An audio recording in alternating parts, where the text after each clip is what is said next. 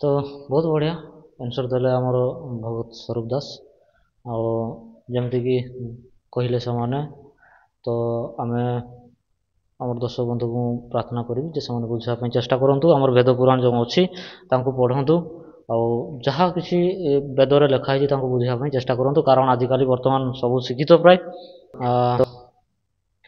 तो ठीक अच्छे दर्शक बंधु बहुत बढ़िया आमको उदाहरण देले भगत स्वरूप दास तो बर्तमान आम पाखे अच्छा जड़े भक्त बसंत दास भी मत जाना तो नमस्कार आज्ञा नमस्कार आज्ञा नमस्कार बसंत दास मु बसंत दास बारीपरा तो भंजपुर आम से प्रश्न को जारी रखा आज तो आज समाज प्राय समस्ते शिक्षित जमती कि आम पूर्व कहली आमर भगत स्वरूप दास जी को प्राय समस्ते शिक्षित आज पूर्वर जे जी जमती कर्म करमती ही फल मिल है कि कर्म आकार जमती आम कर्म कर पूर्व जन्म से हिसाब से आमको फल मिल आदि आम बर्तमान जब भल कर्म करवा ताले आमको भल फल मिल पारे आपको मिल पार तो जो आम पिला प्रति जो आम जो पिला मानक नहीं आम जो करुचे जो जितकी सब आम करुचे आम भल करवा भल घर करदे भल गाड़ी करदे भल पढ़ेवा भल खुएवा जीवन भल बीते माने पूरा जीवन जो आम चिंता करुचे जीवन केमती जीवन यापन बीतब तो ये जो सब कर चलुँच आज जितकी भी प्राय प्राय जितकी भी बापा हूँ कि माँ हूँ कि जेजेबापा हूँ प्राय से सब ही चिंता करें प्राय प्राय लोक सेमती ही चिंता करें तो ये जो चिंताधारा भूल तार भल मार्ग को नहीं जी भल करी भल खुएबी भल रखी भाग्य जदि से नथिबो आम कौन से भाग्य परिवर्तन कर दे पार देखंतु आपणकर प्रश्न जहाँ जे समस्ते चाहती पिला छुआ भलरे रुहंतु आमे भलरे रहू से ज्ञान ठीक भावरे सजाड़ी की ए समाज को आज पर्यंत कहीं मुनि ऋषि दे पारि नथिले जो आमे आज बाटबणा हो जाइछु आमे बाटबणा हो समाज बाटबणा हो जाइछि प्रकृत ज्ञान जो ज्ञान रे शांति मिलिबो से ज्ञान आज पर्यंत आमर पूर्व पुरुष मानक भी कहीं कही नथिले आमको जदि भी कहीं कही नथिले आमे हुए तो शेष परिणति बयस रे जा हो से ज्ञान को टिके जानिलु बुझिलु गुरुदेवंकर आश्रित होइकी तो से ज्ञान रु किछि आमे दर्शक बंधु मानकु कहबू जोटा कि से मानकर मन को छुई पारिबो बोले आशा करा जाउछि देखंतु ए जगत रे असत वस्तुर अस्तित्व नाही एवं सत वस्तुर अभाव नाही उक्त दुईटी जाक तत्व ज्ञानी द्वारा ही देखा जाए एक कथा आमे कहू नहीं चारि वेदर सारांश श्रीमद् भागवत गीतार अध्याय 2 श्लोक 16 रे प्रमाणित आम गुरुदेव भी कहती न मण सुत उलझिया ऋषि रहे झकमार और सब सतगुरु ऐसा सुलझा दे उलझी ना दूजी बार यार अर्थ 9 मणर अर्थ हूँ 40 किलोग्राम सूतार 1 मण होता है यहीपरि तत्व ज्ञान रूपी ए 9 मण सूता जो मुनि ऋषि माने सजाड़ी पारि नथिले आज आमर पूज्य गुरुदेव संत रामपाल जी महाराज से ही ओलटा तत्व ज्ञान को ज्ञानगंगा एवं अन्य पुस्तक रे सजाड़ी मानव समाज कल्याण पाई प्रदान करिसंती जो ज्ञान माध्यम रे आमर जो चिंताधारा आगु आम समस्ते भल रहिबा से स्वप्नटा साकार हो पार गुरुदेवंकर से भी स्वप्न अच्छी सुस्थ समाज गठन हो ए समाज रे जो विभिन्न प्रकार भ्रष्टाचार अन्याय अत्याचार होउछि सेटा प्रकृत रे सत ज्ञानर अभाव जहाँ पाखरे भल ज्ञान थिबो तत्व ज्ञान थिबो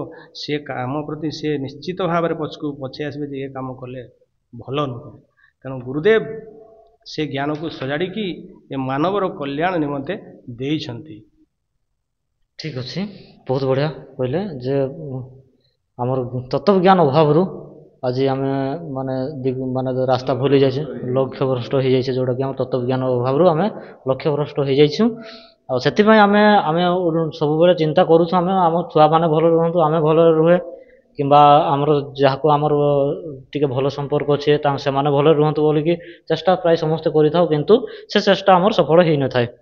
ସେଟା ହେଲା କେବଳ ଆମର ଯେଉଁଟାକି ଆମର ଜ୍ଞାନ ଅଭାବରୁ ସେୟା ହେଇଥାଏ ନାଇଁ। ଠିକ୍ ଅଛି, ତ ବହୁତ ବଢ଼ିଆ।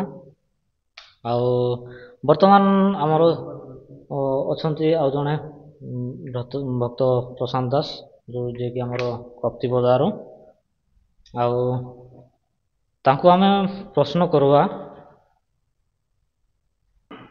ତ ଆସନ୍ତୁ ଆମେ ତାଙ୍କ ପାଖରୁ ବି କିଛି ତତ୍ତ୍ୱ ଜାଣିବା। ନମସ୍କାର ଆଜ୍ଞା। ନମସ୍କାର। ନମସ୍କାର। ତ ଦେଖନ୍ତୁ, ଆମର ଆପଣଙ୍କର ପାଇଁ ଗୋଟେ ପ୍ରଶ୍ନ ଅଛି ଯେ ପୁସ୍ତକରୁ ସମସ୍ତ ଜ୍ଞାନ ପ୍ରାପ୍ତି ହୋଇଥାଏ।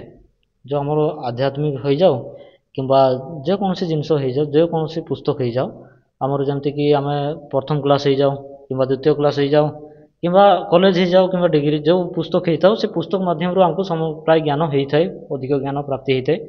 ତ ଏ ପୁସ୍ତକରୁ ହିଁ ସମସ୍ତ ଜ୍ଞାନ ପ୍ରାପ୍ତି ହୋଇଥାଏ, ଏ କଥା ସମସ୍ତେ ଜାଣିଛନ୍ତି।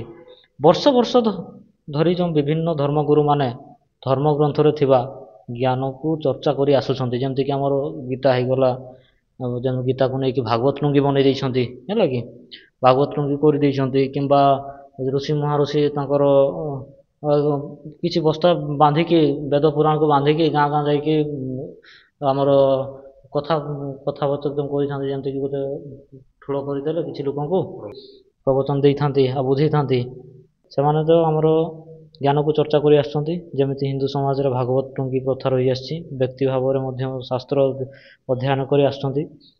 ତ ଗୀତାରେ ଲୁଚି ରହିଥିବା ପରମାତ୍ମାଙ୍କ ସନାତନ ପରମ ଧାମ ସଚ୍ଖଣ୍ଡ, ଯେଉଁଟାକି ଆମର ଗୀତାରେ କୁହାଯାଇଛି, ଅର୍ଜୁନ କହିଛନ୍ତି, ହେ ଅର୍ଜୁନ, ତୁ ସେଇ ସନାତନ ଧାମକୁ ଯେଉଁ ଯିବା ପାଇଁ ହେଲେ ତତ୍ତ୍ୱଦର୍ଶୀ ସନ୍ତଙ୍କୁ ଖୋଜା ପଡ଼ିବ, ଆଉ ସେଠି ଗଲା ପରେ ପୁନର୍ବାର ଜଣେ ସାଧକ ଏଠି ସଂସାରକୁ ଲେଉଟି ଆସେ ନାହିଁ ବୋଲି କହିଛନ୍ତି।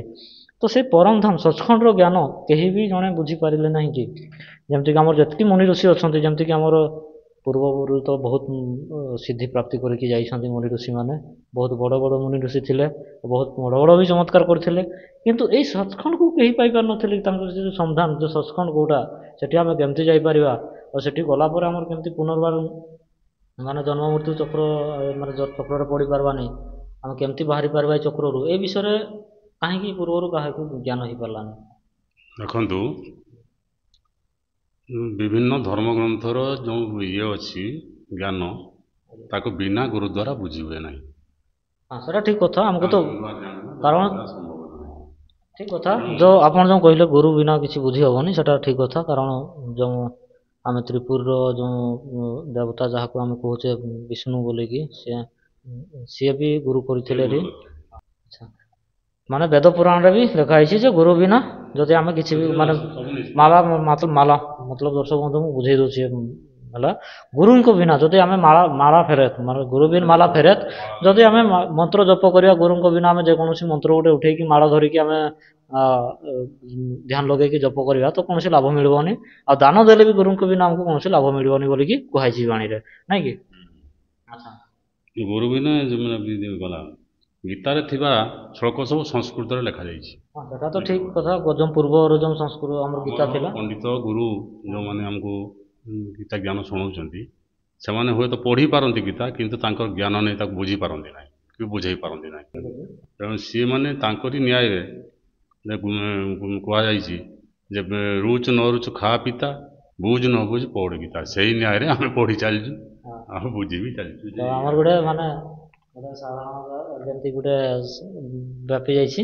ଠିକ୍ ଅଛି, ତ ବହୁତ ବଢ଼ିଆ କଥା କହିଲେ, ମାନେ ଯେମିତି ରୁଚୁ ନ ରୁଚୁ ଖା ପିତା, ଆଉ ବୁଝ ନ ବୁଝ ପଢ଼ ଗୀତା। ତ ସେଇଭଳିଆ କଥା ଆଜିକାଲି ସମାଜରେ ପ୍ରାୟ ସେଇଭଳିଆ। କିଛି ଜାଣିଥାଉ କି ନ ଜାଣିଥାଉ ମନ୍ଦିର ଯିବା, ସେଠି କ'ଣ ଲାଭ ମିଳୁଛି କେହି ଜାଣିନାହାନ୍ତି। ଠିକ୍ କଥା, ବହୁତ ବଢ଼ିଆ।